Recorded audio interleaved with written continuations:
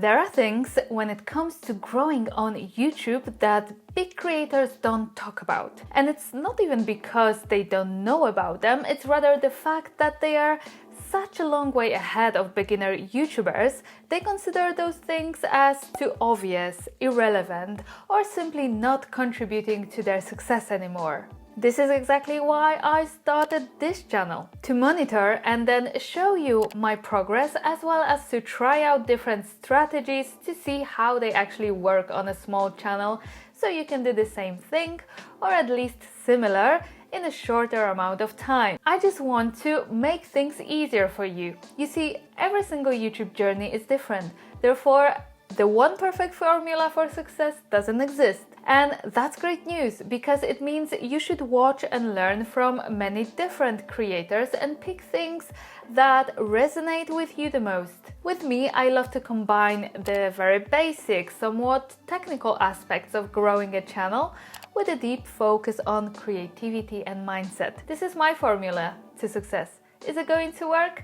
Please join me and we shall see. Hello my friends, it's Marcelina. Welcome to Alter to Native, where we learn all about creating content, creativity, self-development and running a YouTube channel. In this episode, we're only gonna focus on the advantages of being a small YouTube creator that can actually lead to a great growth. Everyone knows what the disadvantages are, so why not to look at them from a different perspective, not as limitations, but rather possibilities. If you are struggling to grow on YouTube, you're feeling frustrated and you need that positive energy, that conviction to enjoy the journey, to take it as it is, this episode is for you.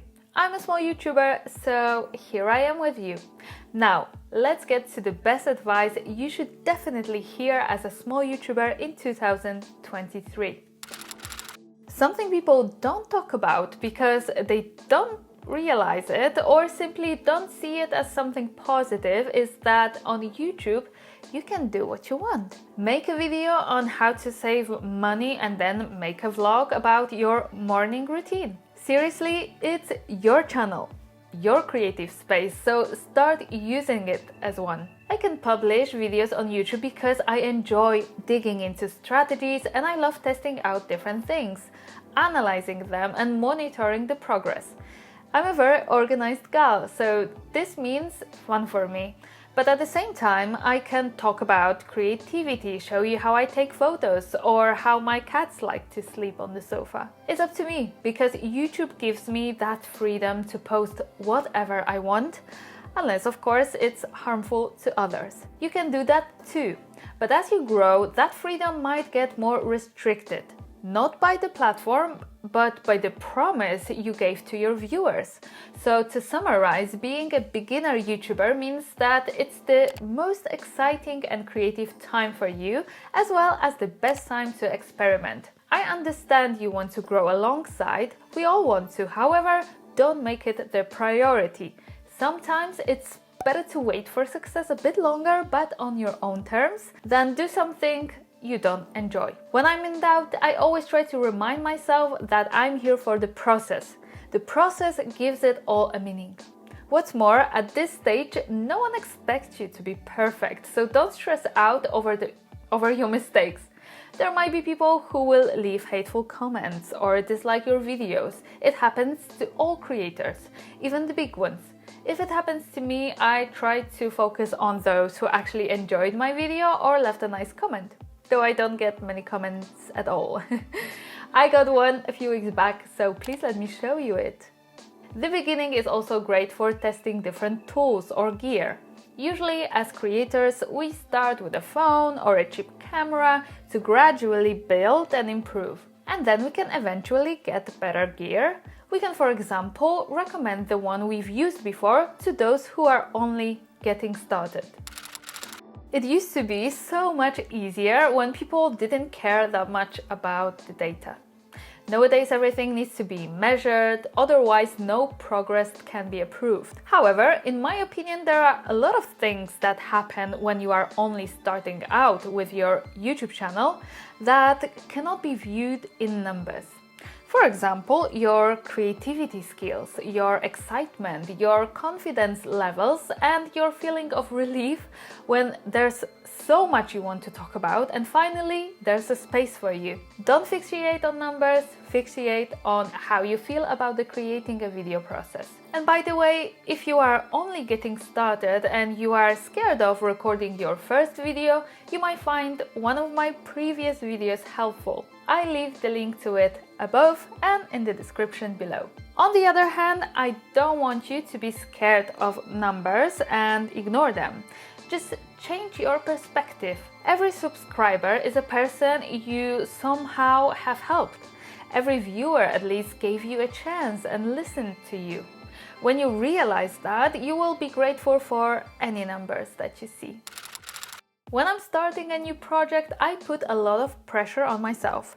It usually happens thoughtlessly because I often assume the tasks will take less time than they usually do. So this time with this YouTube channel, I try to avoid overload as much as possible. From the beginning, I focused on my calendar and spare time I had that I could spend on creating a new channel. I know that publishing more gives you a better chance to grow faster, but there's no point in posting loads of videos in the first few weeks to then feel burnout and not be able to deliver anything in the next months. Don't put pressure on yourself, create a YouTube workflow schedule instead and stick to it. Work hard and smart. And how to manage your time I've already talked about in episode number 7, to which I leave the link here and in the description below.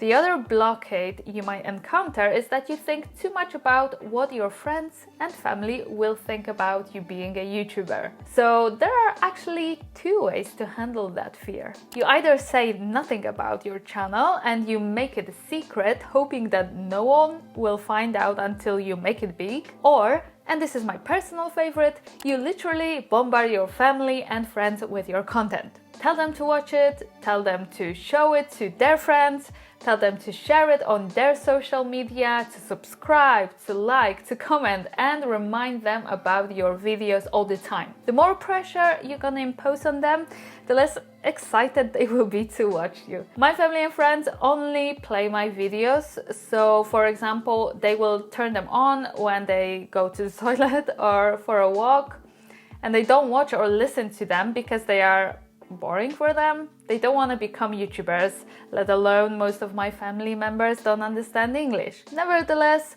those views are very valuable at the beginning, so don't be afraid to ask. The more secret you will be about your YouTube channel, the more everyone would want to watch it. Same goes with your classmates or colleagues from work. I just slack them the links and keep reminding them to support me. And it works. They said a few words about my first video, but now it's more like a mundane task I ask them to do every week. Alright my friends, that's all from me for now.